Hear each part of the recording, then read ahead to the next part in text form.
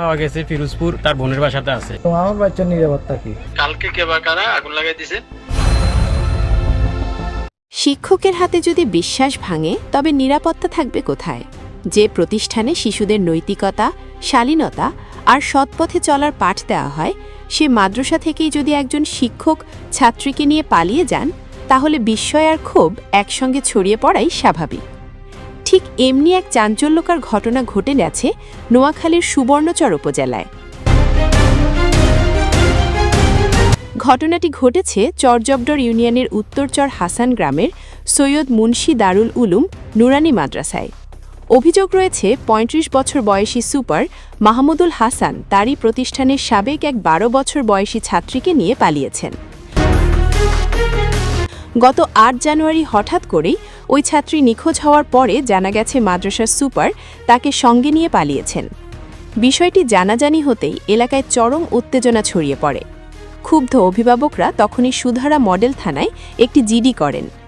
জানা গেছে পুলিশ তৎপরতা চালিয়ে ১০ জানুয়ারি ছাত্রীকে উদ্ধার করে পরিবারের কাছে ফিরিয়ে দিয়েছে।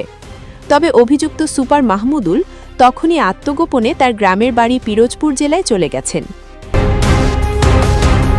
এই ঘটনার পর স্থানীয়দের ক্ষোভ গিয়ে পড়েছে মাদ্রাসার উপর। শিক্ষার্থীর পরিবার ও স্বজনরা মাদ্রাসায় তালা ঝুলিয়ে দিয়েছেন। ফলে প্রায় ১ সপ্তাহ ধরে সেখানে পাঠদান বন্ধ ছিল। উত্তেজনা সেই আগুন যেন রূপ নিয়েছে বাস্তব আগুনে।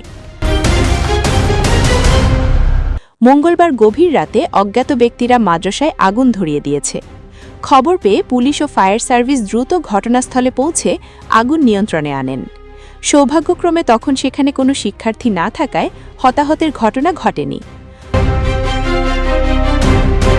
চরজব্বর থানার ভারপ্রাপ্ত কর্মকর্তা মোহাম্মদ লুৎফুর রহমান জানিয়েছেন, ঘটনার তদন্ত চলছে এবং মামলার প্রস্তুতি প্রক্রিয়াধীন।